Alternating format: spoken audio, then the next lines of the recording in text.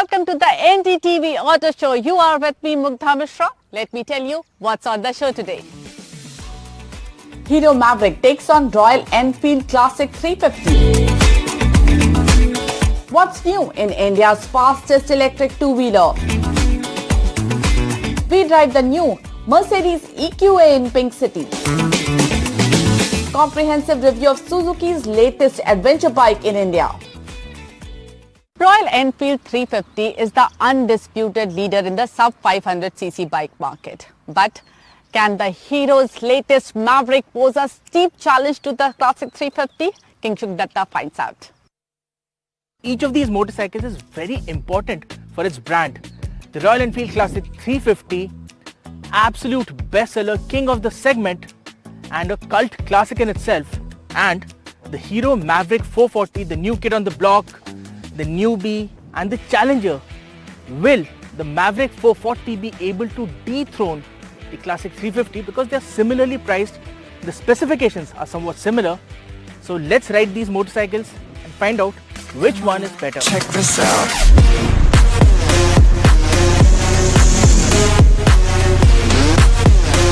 Now both motorcycles have a rather different flavor when it comes to the design. The Classic is well more classic than modern, and the Mavrick is exactly that, a Maverick design, incorporating the best of a new retro roadster with a round LED headlight and a clean, flowing design. The Mavrick easily wins in the features department with full LED lighting, negative LCD instrument console with Bluetooth connectivity and standard dual channel ABS.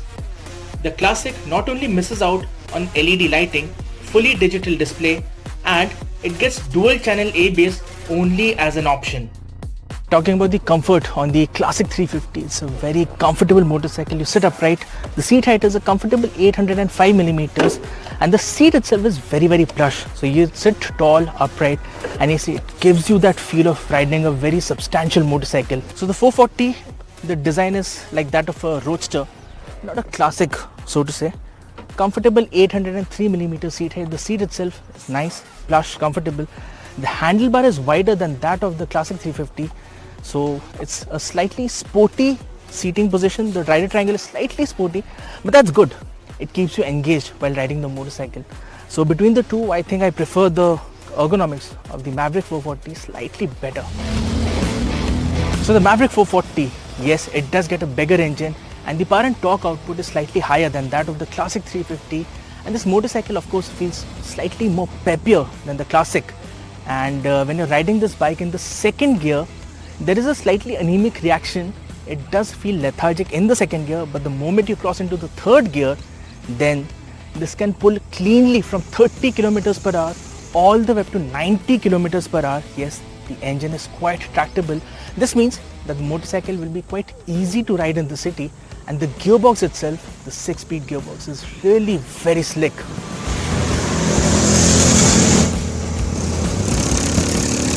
Talking about the Classic 350, we all are very familiar with the performance of the motorcycle.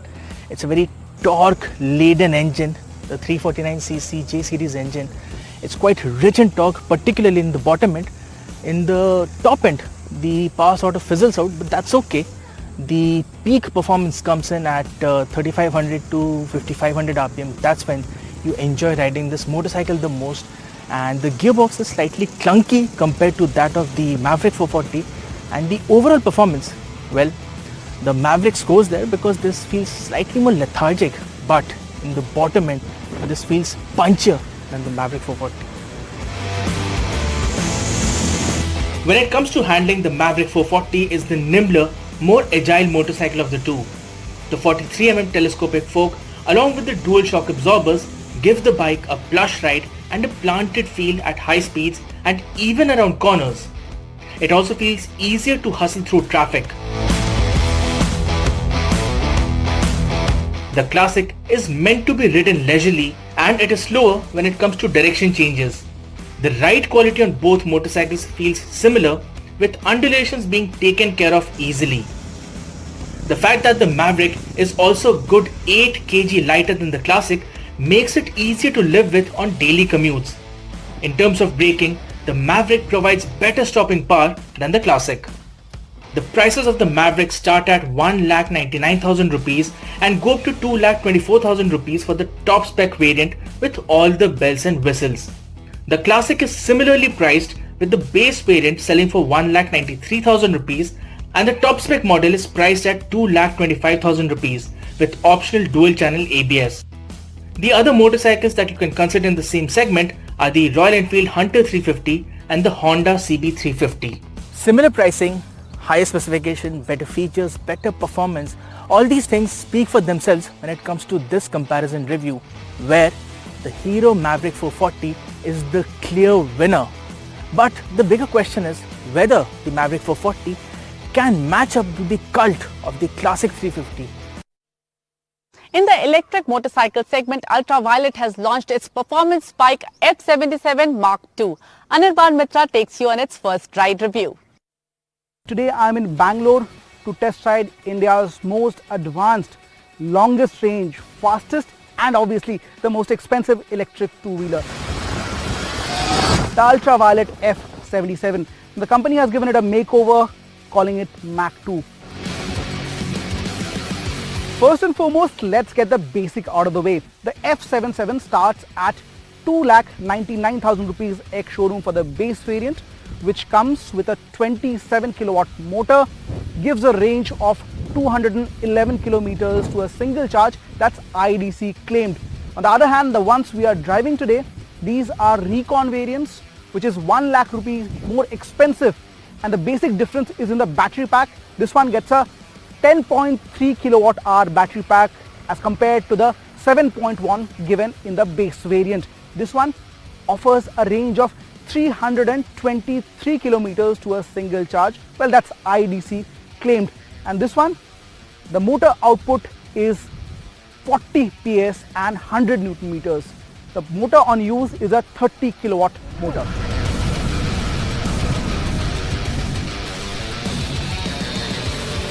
See, the most enjoyable part is the pricing. Starting at 3 lakh rupees, I believe it has become more affordable and more accessible to a huge bandwidth. If you are looking for a 300 to 400 cc motorcycle, this can be an alternative if you really want to go for it. In terms of mechanicals, not much has changed, and I'm thankful for riding the earlier generation for quite a few kilometers. I had that motorcycle for almost a month, and these machines you see here, Mach 2, are in line with those, which means if you are an existing customer, the upgrades given to these motorcycles are available to you as well, and those are free of cost. Now, the changes you see here are somewhat on the lines of safety. The F77s now get dynamic stability control, gets different levels of traction control, and all these really work well. Taking the safety one notch higher, the company also provides dual channel ABS, which is switchable for the rear. Also, the user interface has been improved. There are few subtle changes which overall increases your interaction with a system. Also, this motorcycle had 9-axis IMU initial measurement unit, which in effect helps you whenever your motorcycle is being towed. Otherwise, if it falls or crashes, this one sends out an alert. Well, the F77 looks smashing, but what also makes me feel excited is the way it performs and the way it handles. We're talking about the performance, 40 horsepower, 100 Newton meters of peak torque. You can compare it with any of the 300 to 400 cc motorcycles. As far as numbers go, 0 to 100 kilometers an hour, company claims just over 7.5 seconds, and top speed is capped over 150 clicks an hour. There are 3 ride modes to go with the F77, and if you choose to go in ballistic, well, it really takes off with a lot of urgency. Aiding the performance is the handling of the motorcycle, which is very crisp, agile, nimble. You dip it in the corners, it comes out of it gladly without breaking your sweat. Performance and handling has everything to do with the tires. After all, that's the element which channels all the power to the road. These are W-rated tires, which means it can sustain up to 270 clicks an hour. There has been a few changes in the electronics department. First and foremost is the multi-level regeneration. At this point in time, you can see I have plonked it at 9 and I'm going down the slope. It gradually decelerates, overall giving an experience almost as close to a petrol powered scooters, regenerators braking or engine braking as we speak. Well, you can also tune it down on the fly. Just like this, I have brought it down to 0, and this will help you when you are sailing or cruising on the highways. The ergonomics is slightly committed, however it's not as aggressive as a R15. So if you are putting long hours in the city traffic, I mean if you are fit, this ergonomics will not hurt your back or joints all that much. Company has also added hill hold assist feature to this motorcycle, which simply put means when you are on an incline and you have to stop due to traffic or by your own means, you just gently dab the brakes and it stops on its own. A feature that's missing here, and I expect Ultraviolette to bring to the F77 pretty soon, is cruise control. Especially on the highways, when you are cruising at a particular speed, cruise control can be a feature that can be explored with this motorcycle. The ride quality is slightly on the firmer side, and it has to do with the sporty intent of the motorcycle. But then to your respite, you have adjustable front upside down suspension, so you can tune it down, dial it down to your liking for city environments. The Recon variant takes around 5 hours to fully charge, which reduces to half using a boost charger. And on the highways, company is setting up fast chargers to reduce the downtime. And that is also applicable to the existing Ultraviolette F77 customers. To sum it up, there are a few new color options to choose from. Overall, a palette of 9 colors, really attractive in terms of range. You are assured of more than 200 kilometers in whatsoever mode you choose to ride this motorcycle in. And also the kind of safety equipment that has come up with the Mach 2 makes it an even more sweeter deal. The cherry on the icing is the pricing. I believe at 3 lakh rupees starting point, there will be a lot of potential buyers wanting to explore the F77.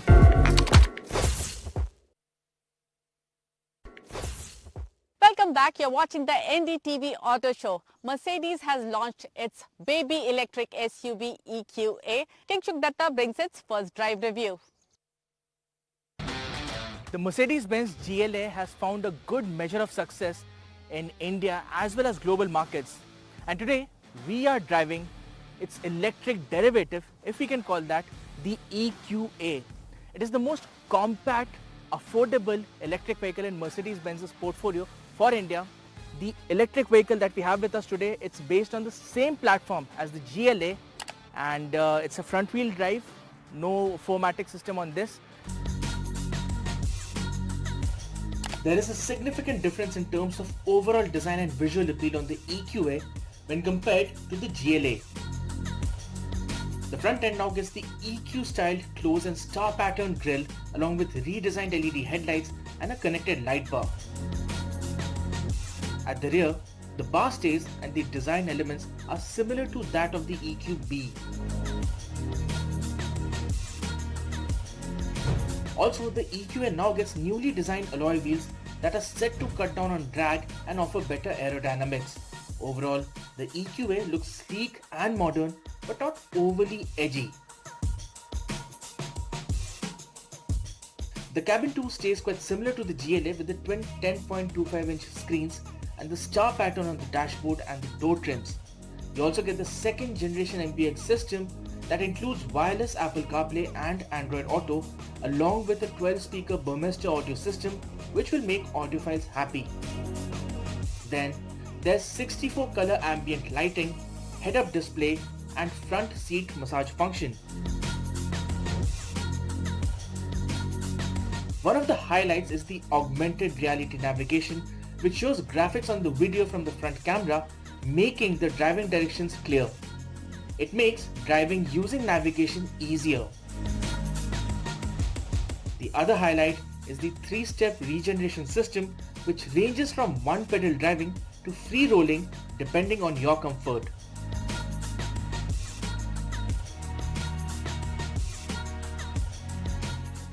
Alright, so I've been driving the Mercedes-Benz EQA for a while now, and it's safe to say that the car is comfort oriented, it's very practical and not very sporty, not on the sportier side of things. But that's the good part. That's what Mercedes wanted to do with this car, to make it an affordable, practical, entry-level electric vehicle, so to say. then the car does the 0 to 100 sprint in 8.6 seconds and it has a top speed of 160 kilometers per hour. The good part is that the car is quite comfortable. The driving ergonomics, the seating ergonomics are very comfy, and 4 people can easily sit. 5 may be a bit too tight, and the ride quality is quite plush, not overtly soft, not too stiff, strikes the right balance. If you were to talk about the handling of the car, well, the steering is not the most communicative unit in the world, or in the segment for that matter, but otherwise it feels decently feedback oriented, and if you were to hustle through traffic, it does that. Around a set of corners it is well behaved, but yes, you can't take this car to the track, and that's not what it's meant for. And if you mash down on the throttle, then you will get this nice likable surge of torque, so like all EVs. So that's the good part.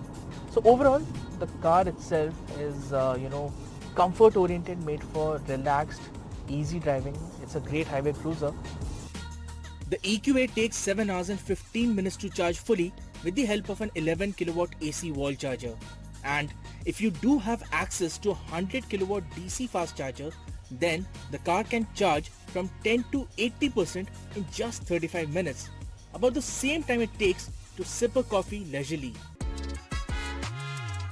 So one of the good features on the EQA is the fact that as and when you drive the car, the range drops progressively. So it's not like that you're driving for 100 kilometers and the range drops by 200. It's progressive and the readouts are accurate. So that's a good thing. And the real world range is about 450 to 460 kilometers. The claimed range is 560 kilometers according to WLTP. So we spent the entire day driving the Mercedes-Benz EQA in the scorching heat of Rajasthan, but the car itself is quite cool. It is comfortable, practical for a small family. It gets a boatload of features, and yes, pricing plays a very crucial part in this segment because there are other options available from other brands. And now it's time to ride the latest big bike from Suzuki. Anirban Mitra rides Suzuki V-Strom 800DE on and off-road to tell you what's special about it. Ladies and gentlemen, welcome to a new video where we are trying out Suzuki's brand new big bike into the Indian market. It is the V-Strom 800DE.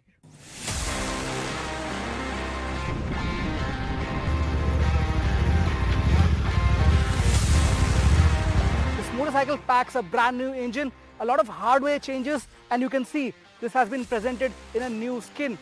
As far as pricing goes, this one will cost you upwards of 10.5 lakh rupees ex-showroom. Today, I'm trying this bike out on off-road and on-road conditions. If you are considering to buy a big bike into your garage, is this the one? Let's find out in this video. Is it a serious contender for off-roading? Well, to find it out, I came to Yansh Motorsports Arena. This is on the outskirts of Gurgaon Faridabad Road. And to begin with, the engine, while we get to the basics of the engine in the later half, this one provides ample torque and power to go through trails and off-road situation. This motorcycle has got 21-inch wheels up front, 17 on the rear, an absolute delight that you would want to take off-road. But then spoke rims without tubeless tires is a bit of a dampener. Now this motorcycle, the main problem, I think the suspensions are way too soft to go off-roading. Make no mistake, the travel from the front suspension, the ground clearance is huge on paper. The front gets adjustability for preload and rebound. Also, the rear monolink suspension comes with adjustment for preload, and there is a quick fastener, which means you can change the setting tuned to your liking on the fly. However, it nosedives every time you land on those front wheels. Even at its firmest setting, I believe this one kind of bottoms out when you really go over trails and ruts. The suspension is tuned more for long distance touring than really going hard off-road. However, it is a motorcycle with generous space. You can stand on it and challenge soft-roading. However, on the flip side, there are a few issues I would like to point out. These knuckle guards are flimsy. The engine bash plate is made out of plastic. And I think these are non-negotiable if you are planning to go off-road. Now there's plenty of hardware and offer that you can play around with. First and foremost, you get dual channel ABS. The front gets double disc for better anchoring. There are multi-level ABS settings where you can change the intrusion of the ABS level. There are different levels of traction control depending on the kind of conditions you ride in. Well, today I tried out the gravel mode, more suited for off-roading. And here I want to touch upon the tires. These are dual purpose tires developed by Dunlop. Now these are perfect when you are going highway cruising. However, if you are more focused on off-road, you might just want to upgrade on these. You also get multi-levels of drive modes, namely A, B, C, A being the most aggressive one, while C a comfort mode, which I am preferring to ride in the cities.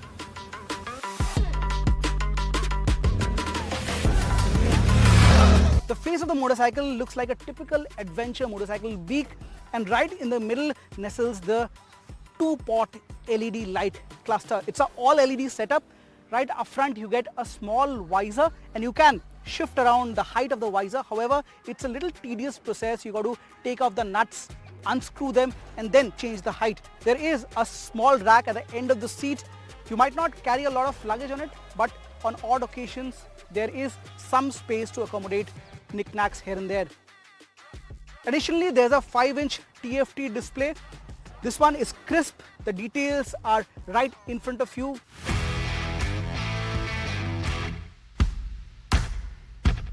The most enjoyable part of this motorcycle is the engine, especially on the highways. It's an effortless mile muncher. If you hit the highways, you will forget all the weight it has. It can cruise over 100 kilometers an hour. It can touch speeds upward of 150 clicks an hour, really without putting much effort.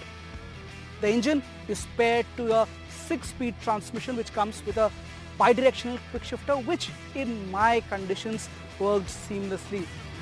Now this engine has got good torque band right from 3,500-4,000 RPM, goes all the way to 8,500 RPM.